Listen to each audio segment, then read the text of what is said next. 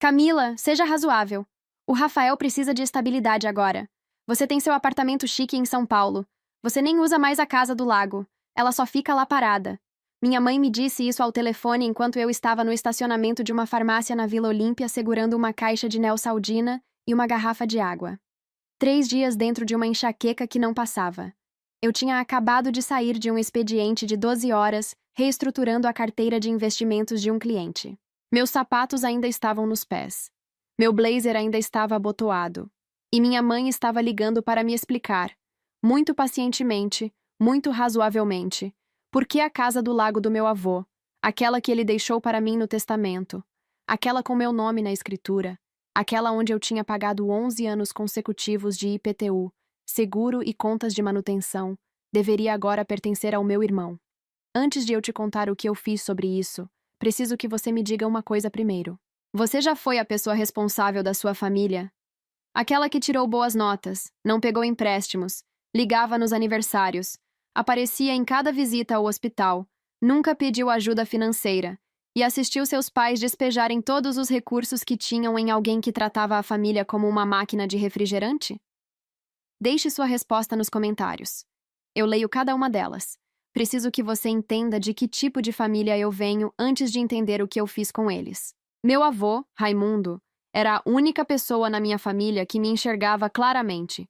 Ele era um engenheiro civil aposentado de Guaratinguetá, que construía coisas com as próprias mãos e acreditava que dinheiro era uma ferramenta, não um traço de personalidade.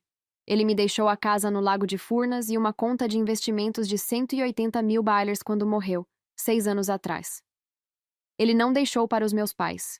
Ele não deixou para o meu irmão. Ele deixou especificamente para mim, pelo nome, em um testamento que ele tinha registrado em cartório e arquivado no registro de imóveis. Ele me disse uma vez, enquanto comíamos tilápia e tomávamos limonada na varanda dos fundos, que estava deixando para mim porque eu era a única que realmente cuidaria do lugar. Ele disse que o Rafael venderia em 1 mês e gastaria o dinheiro em algo com motor. Ele não estava errado. Meu irmão é o que nossa família chama de espírito livre. O que isso significa em termos práticos é que o Rafael teve 11 empregos em 9 anos, pegou dinheiro emprestado de cada pessoa da nossa família, incluindo nossa tia Diva de 83 anos, e nunca uma vez foi responsabilizado por uma única consequência de uma única decisão que ele já tomou. Ele tem 34 anos e tem o vocabulário financeiro de um Golden Retriever, mas ele é caloroso e engraçado, e tem os olhos do meu pai. E meus pais têm financiado silenciosamente o caos dele desde que ele tinha 17 anos. Eu costumava ter pena dele. Então eu paguei meus próprios empréstimos estudantis, construí uma base de clientes do zero e assisti meus pais fazerem um segundo financiamento da casa deles em Campinas para tirar o Rafael de uma empreitada fracassada de food truck. E a simpatia começou a secar. Quando minha mãe me ligou naquele estacionamento da farmácia, o Rafael tinha uma nova situação. A namorada dele, a Jéssica, estava grávida de 5 meses. Eles estavam morando em um apartamento de 2 quartos em Santo André que eles não podiam pagar. E meus pais tinham decidido, aparentemente juntos, aparentemente sem mencionar para mim até depois do fato, que a solução para essa situação era minha casa no Lago de Furnas. A casa tem 3 quartos, uma varanda ao redor, um pier que meu avô construiu ele mesmo, e uma vista da água que faz você esquecer tudo de ruim que já aconteceu com você. Eu dirigia até lá 4 ou 5 vezes por ano. Eu tinha uma chave debaixo da terceira pedra à esquerda da porta da frente. Eu tinha um bebedouro de beija-flor na varanda dos fundos que eu enchia toda a primavera. Minha mãe disse que a Jéssica precisava de estabilidade. Ela disse que era o que o vô Raimundo teria querido. Ela disse que o Rafael estava finalmente amadurecendo e só precisava de uma base sólida para construir. Eu disse a ela que a base tinha meu nome na escritura. Ela disse que eu estava sendo egoísta. Eu quero que você entenda algo sobre essa palavra. Egoísta. Quando você é a filha que não causa problemas, a filha que nunca liga às 2 da manhã precisando de dinheiro para a fiança, a filha que manda cartões de aniversário e comparece a cada função da família e cuida da própria vida sem ser um peso para ninguém, essa palavra é usada contra você como uma arma. Você nunca tem permissão para dizer não. Cada limite que você estabelece é reformulado como um ataque pessoal. Toda vez que você protege algo que é seu, você é lembrada de que família significa sacrifício. mas de alguma forma o sacrifício sempre corre em uma direção. Eu disse à minha mãe que precisava pensar sobre isso. Desliguei. Dirigi para casa. Tomei 4 comprimidos de Neosaldina e fui dormir às 8h30 numa terça-feira. Eu não achei que escalaria para o que escalou. Esse foi meu erro. 3 semanas depois, dirigi até o Lago de Furnas para um final de semana prolongado. Eu tinha uma garrafa de vinho, uma sacola de compras e um romance novo que eu estava querendo ler há 6 meses. Virei da estrada principal para a entrada de Cascalho e vi a caminhonete do Rafael estacionada na porta da frente. Pensei por um segundo confuso que talvez ele tivesse vindo visitar. Talvez meus pais tivessem dito a ele que eu estaria aqui e ele queria conversar. Então vi que as cortinas eram diferentes. As que meu avô tinha pendurado, algodão verde grosso que estiveram naquelas janelas por 20 anos, tinham sumido. Cortinas brancas de linho estavam em seu lugar. Havia um balanço de bebê na varanda da frente, ainda na caixa. E quando bati na minha própria porta da frente, a Jéssica abriu usando uma das camisas de flanela velhas do meu avô e segurando uma caneca de café como se morasse ali, porque ela morava. Ela olhou para mim com uma expressão que era genuinamente confusa, e depois genuinamente desconfortável. Ela chamou por cima do ombro. Rafael, sua irmã está aqui. Ele apareceu dobrando a esquina parecendo um homem que estava esperando essa conversa, mas estava torcendo para que viesse mais tarde. Ele tinha as mãos nos bolsos. Olhou para o chão por um segundo e depois para mim. Olha, ele disse. Mamãe e papai acharam que seria mais fácil se a gente se estabelecesse antes de te contar. A Jéssica precisa descansar. A gente não queria o estresse. Perguntei como ele entrou. Ele disse que a mãe tinha dado a chave reserva para ele, a que ficava debaixo da pedra. Fiquei parada na porta da casa que meu avô construiu e olhei para o meu irmão e tomei uma decisão. Não a decisão que eu teria tomado se ainda tivesse 22 anos e medo de conflito. A decisão que eu tomei aos 31. Depois de uma década assistindo essa família, tratar minha paciência como um recurso natural sem fundo. Eu não disse nada. Dei meia volta. Entrei no meu carro e liguei para minha advogada. O nome dela é Doutora Helena Vargas. Ela cuida de propriedades e contratos. E tem uma voz de juíza e zero tolerância para bobagem. Eu tinha trabalhado com ela 2 vezes antes em fechamentos de propriedades de investimento. Contei a ela o que aconteceu. Esperava que ela dissesse: vamos entrar com despejo. Ela não disse. Ela disse: Camila, preciso que você me ouça com muita atenção. O que ela me disse em seguida fez a estrada na minha frente ficar embaçada. Alguém tinha registrado uma escritura de cessão no cartório de registro de imóveis 14 dias atrás. A escritura transferia a propriedade da casa do Lago de Camila Andrade Silva para Rafael Andrade Silva e Jéssica Fernandes Costa em conjunto. A assinatura na escritura era minha, ou algo que deveria parecer minha. A doutora Vargas disse que tinha puxado o registro, porque quando mencionei a Casa do Lago, ela sempre verificava os registros de propriedade antes de aconselhar. Ela disse que o carimbo do cartório era de um cartório em Campinas. Ela disse que a caligrafia era uma tentativa decente, mas não correspondia à minha assinatura real, arquivada no cartório de quando registrei a escritura original de herança 6 anos atrás. Alguém tinha falsificado meu nome e transferido minha propriedade para meu irmão e a namorada dele. Encostei na beira da estrada. Liguei as luzes de emergência. Fiquei sentada lá por 4 minutos sem me mexer. A coisa sobre uma traição desse tamanho é que seu cérebro não processa tudo de uma vez. Vem em pedaços. Primeiro pensei, isso é um engano. Depois pensei, não, não é. Depois pensei na minha mãe ao telefone naquele estacionamento da farmácia, calma e razoável, me pedindo para ser justa.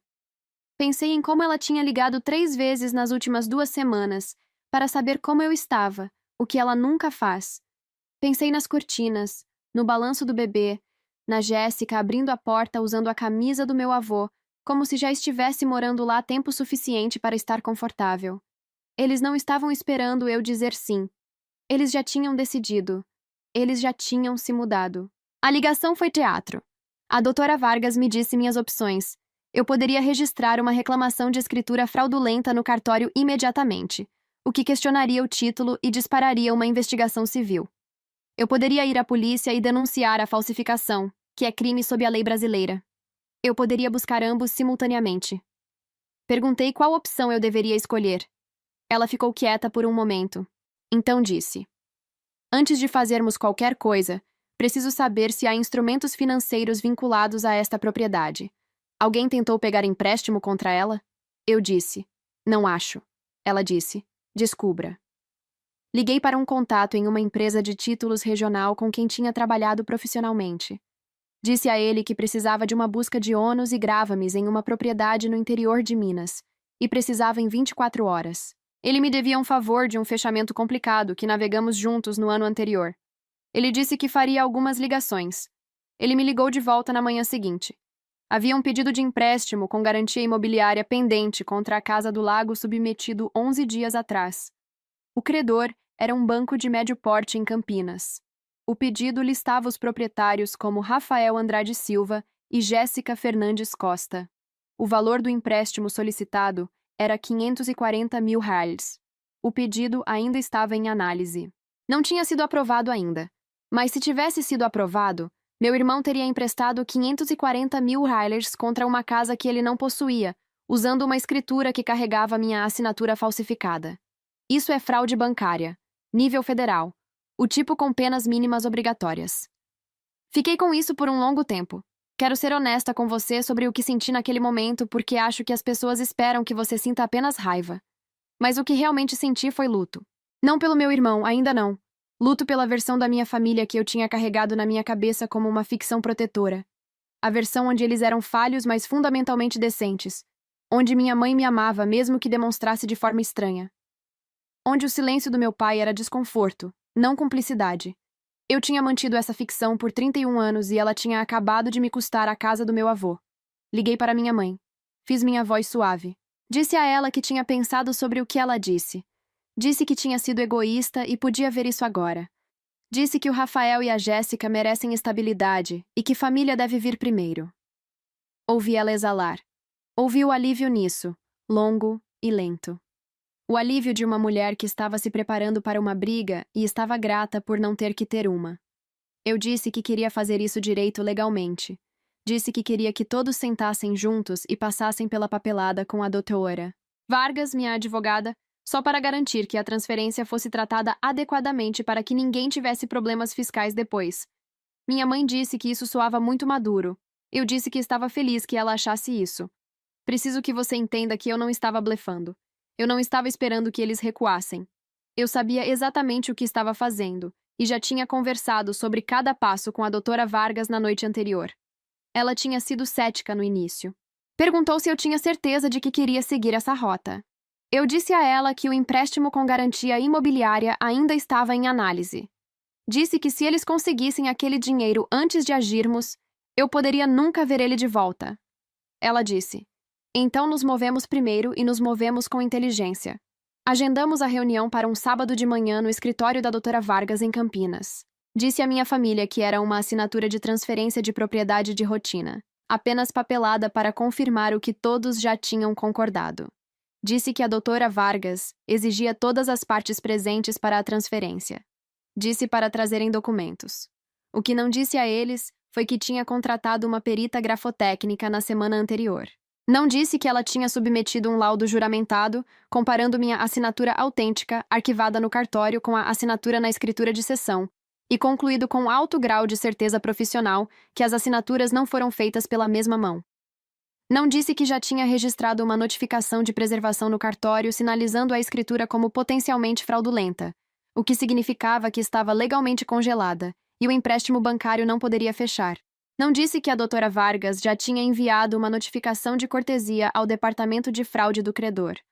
Não disse sobre a taquígrafa judicial. Na manhã da reunião, vesti um blazer cinza e sapatos baixos, e dirigi até o escritório da doutora Vargas na Avenida Paulista. O escritório é um prédio convertido com janelas altas e pisos de madeira escura e nada de suave nele.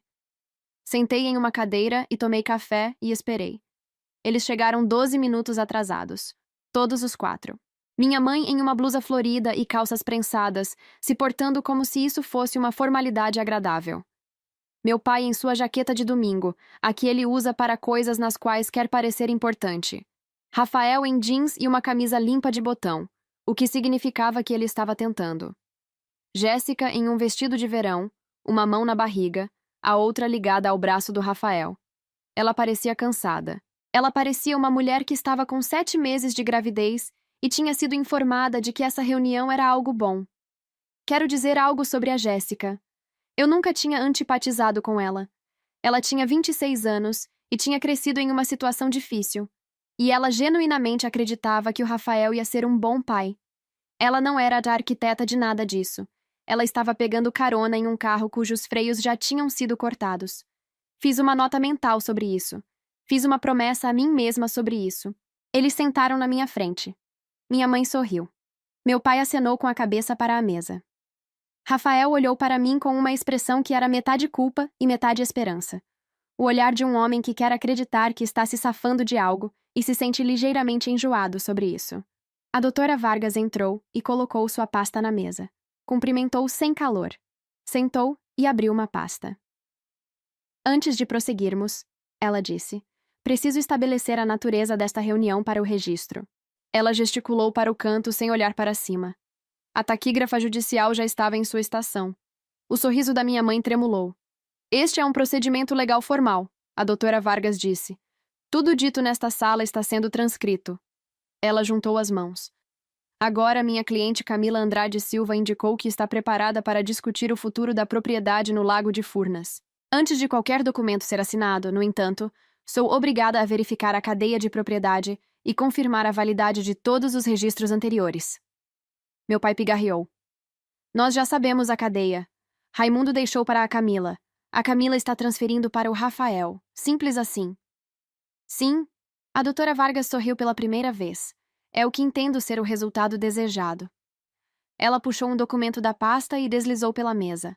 No entanto, antes de minha cliente assinar qualquer coisa, preciso que sua família assine uma verificação de intenção. É prática padrão em transferências contestadas. Minha mãe olhou para o documento. O que diz?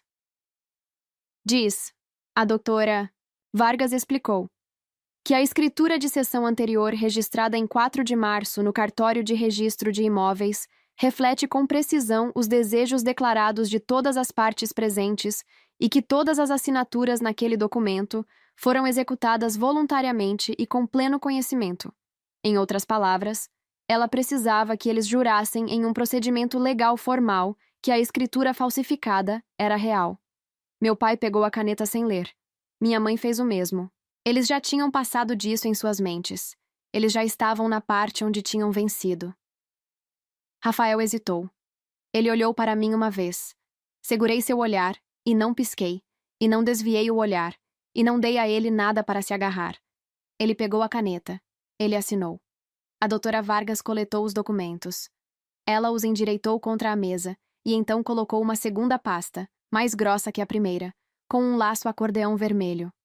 Este, ela disse, é o laudo juramentado de doutora Patrícia Mendes, uma perita grafotécnica certificada com 22 anos de experiência profissional e status de perita qualificada em 14 jurisdições federais.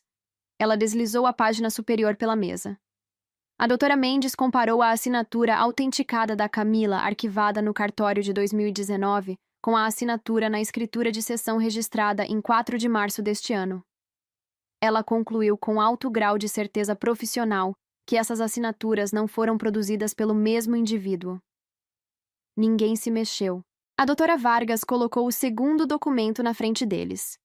Este é o pedido de empréstimo bancário submetido ao Banco Cooperativo de Campinas em 7 de março, listando Rafael Andrade Silva e Jéssica Fernandes Costa como proprietários da propriedade do Lago de Furnas e solicitando um empréstimo com garantia imobiliária de R$ 540 mil. Ela deixou isso assentar por 3 segundos. E este, ela disse, colocando o terceiro documento, é a verificação de intenção que vocês acabaram de assinar, na qual juram sob pena de perjúrio que a escritura de 4 de março, a escritura que minha perita acabou de confirmar, contém uma assinatura falsificada, reflete com precisão os desejos genuínos de todas as partes e foi executada adequadamente. O rosto do meu pai ficou de uma cor que eu nunca tinha visto em uma pessoa. Minha mãe colocou a mão sobre a boca. Rafael estava perfeitamente imóvel. Jéssica estava olhando entre todos eles com uma expressão que dizia que ela estava começando a entender a forma de algo dentro do qual ela não sabia que estava. Meu pai se jogou para frente na cadeira. Essa perita está errada. Ele apontou para o documento. Você pagou ela para dizer isso. Essa é a assinatura da Camila. A Camila concordou com isso. Concordou? A doutora Vargas disse. Sua filha está sentada na sua frente agora mesmo. Gostaria de perguntar a ela? Meu pai olhou para mim. Havia raiva nisso, mas por baixo da raiva havia outra coisa. Algo desmoronando. Você armou uma cilada para nós, minha mãe disse suavemente. Sua voz tinha ficado plana, todo o calor raspado para fora.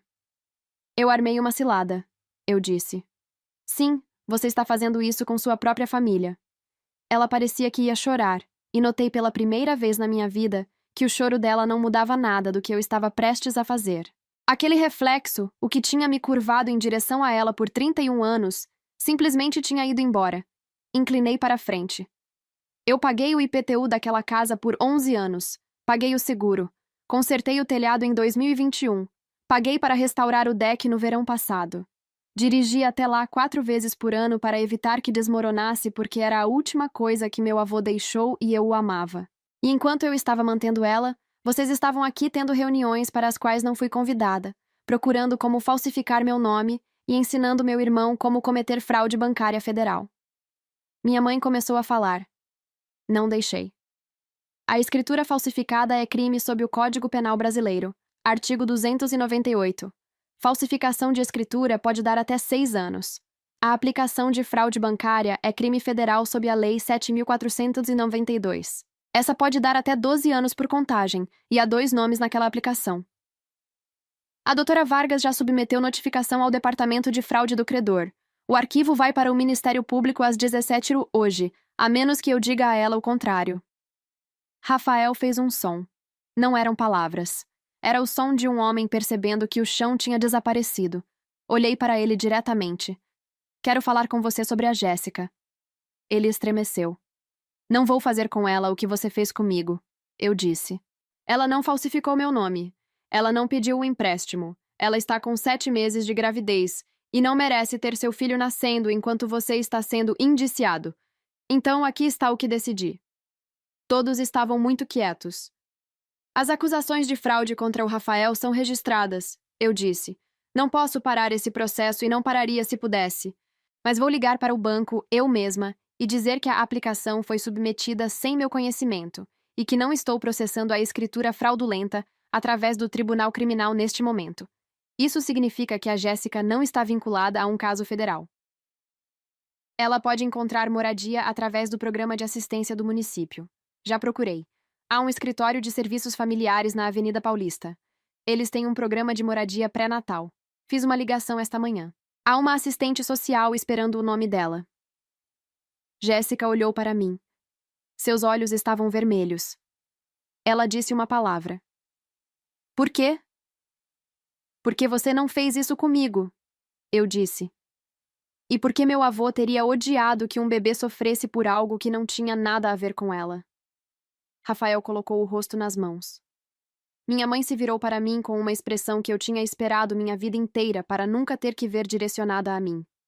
Desprezo disfarçado de desgosto. Você é fria, ela disse. Você é uma mulher fria e cruel. Pensei em 11 anos de IPTU. Pensei na camisa de flanela.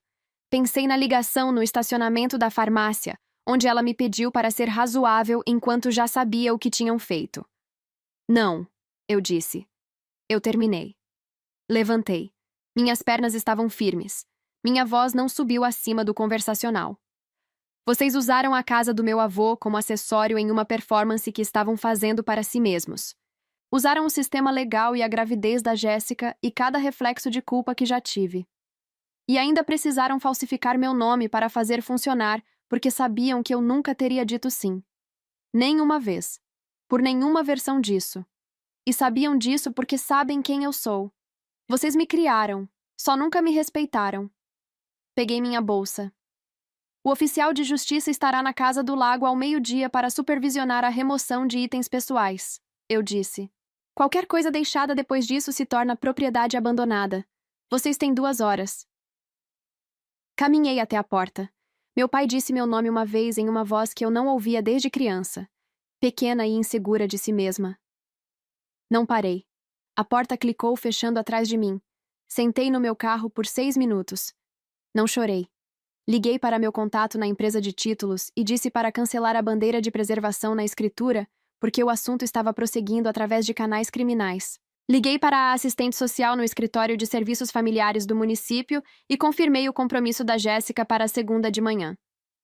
Enviei uma mensagem para minha tia Diva dizendo que o Rafael provavelmente ligaria para ela e que ela não deveria dar dinheiro a ele. Então dirigi para o Lago de Furnas. Os oficiais de justiça foram profissionais. Rafael e minha mãe carregaram caixas em silêncio. Meu pai sentou na traseira da caminhonete e não ajudou.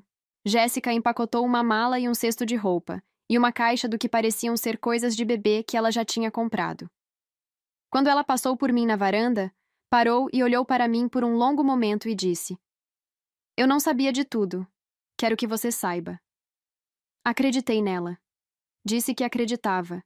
Disse que o nome da assistente social era Fernanda e que ela era gentil e minuciosa e garantiria que a Jéssica tivesse o que precisasse antes do bebê chegar.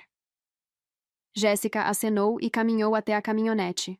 Minha mãe não falou comigo. Meu pai disse uma coisa antes de entrar no banco do passageiro. Ele disse: "Você não precisava fazer assim." Pensei sobre isso por muito tempo depois. Ainda penso sobre isso e toda vez volto à mesma resposta. Eu não escolhi como isso foi.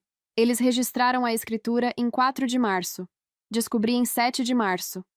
Tudo depois disso foi matemática. O Ministério Público acusou o Rafael de falsificação e transferência fraudulenta de propriedade. Ele aceitou um acordo de delação 8 meses depois. 2 anos de liberdade condicional, restituição para cobrir os custos legais que incorri e aconselhamento financeiro obrigatório, sem prisão porque era sua primeira acusação de crime, e porque disse ao promotor que não queria que encarceramento fosse o resultado. Queria responsabilização. Há uma diferença. E sabia que meu avô teria querido que eu soubesse a diferença. Meus pais não me ligaram. Não liguei para eles. Não sei se terminamos permanentemente ou apenas terminamos por agora. Percebo que posso segurar essa incerteza sem que ela me destrua. O que é novo, o que é algo. Voltei à casa do lago na primavera seguinte. Reabasteci o bebedouro de beija-flor. Sentei na varanda dos fundos com um copo de limonada e assisti à água e pensei no meu avô me dizendo, enquanto comíamos tilápia, que um dia a casa precisaria de alguém para lutar por ela.